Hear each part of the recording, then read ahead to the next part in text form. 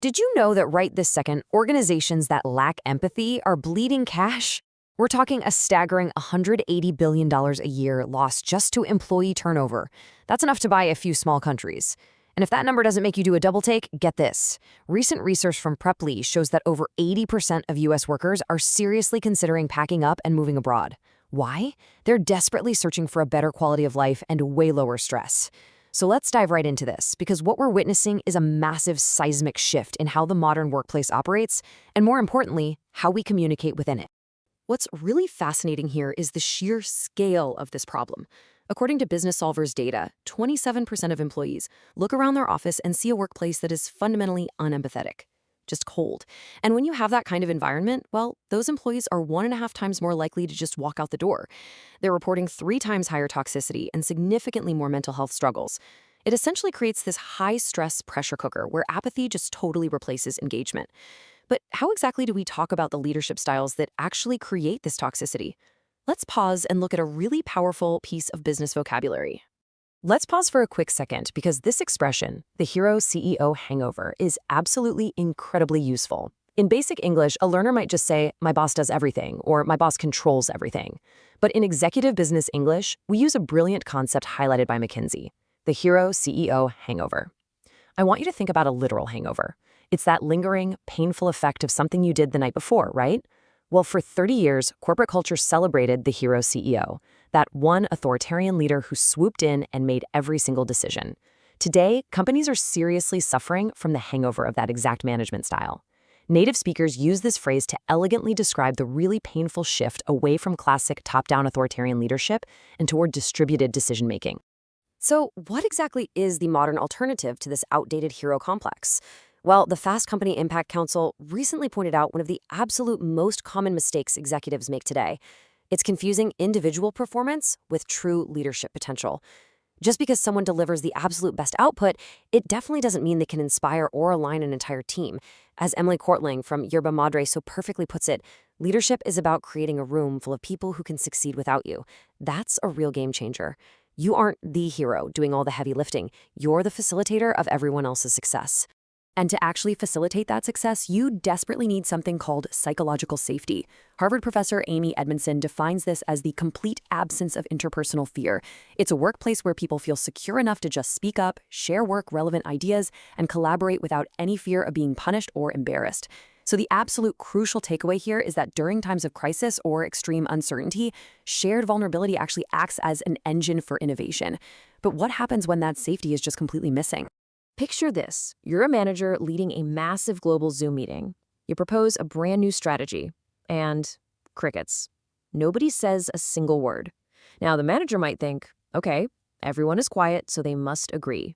But Aaron Bomek from SAP provides us with a phenomenal business English chunk to use instead. Silence is not alignment. In global organizations, people go quiet for hundreds of different reasons. Maybe it's cultural norms, maybe it's power dynamics, or maybe they just feel like the decision has already been made anyway.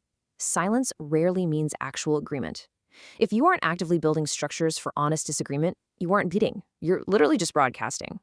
Silence is not alignment is a fantastic phrase to pull out when you need to encourage your team to actually vocalize their thoughts. And this brings us right to the very core of modern communication, emotional intelligence, or EQ.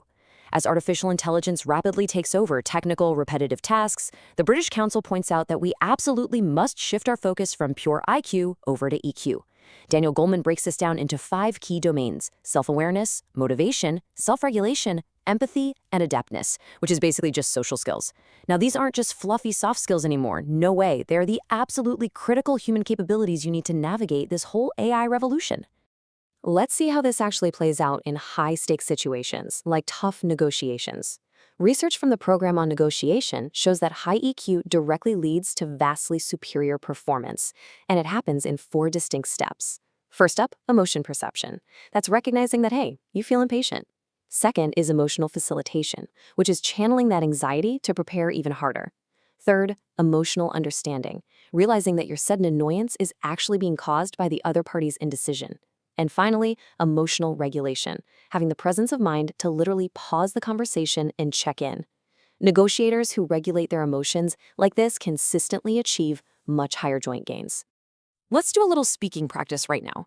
In a tense negotiation, your natural knee-jerk reaction might make you want to just blurt out, "I'm incredibly annoyed by you," or "I'm so angry."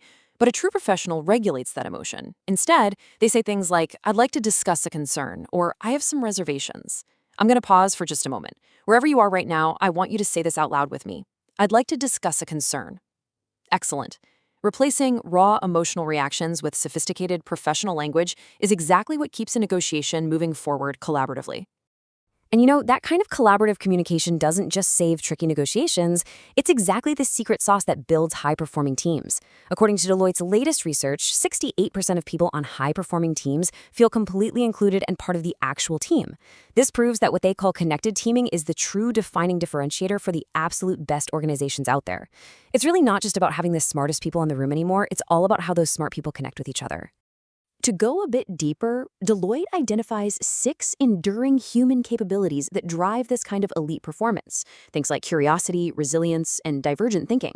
But I really want to put a spotlight on one in particular: informed agility. In the business world, agility usually just means moving really fast. But informed agility is the very specific ability to continuously gather new information and adapt your strategies based on the context. It's not just pivoting fast, it's pivoting smart, based on what the environment is actually telling you.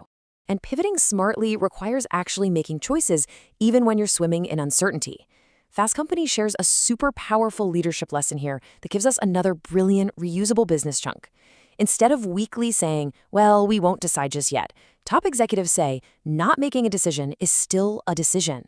Waiting around for perfect certainty or totally flawless data is often the much riskier choice. The business keeps moving whether you do or not. You can absolutely use this exact phrase in your next meeting when you see your team getting completely paralyzed by overthinking. Just tell them, "Remember, team, not making a decision is still a decision."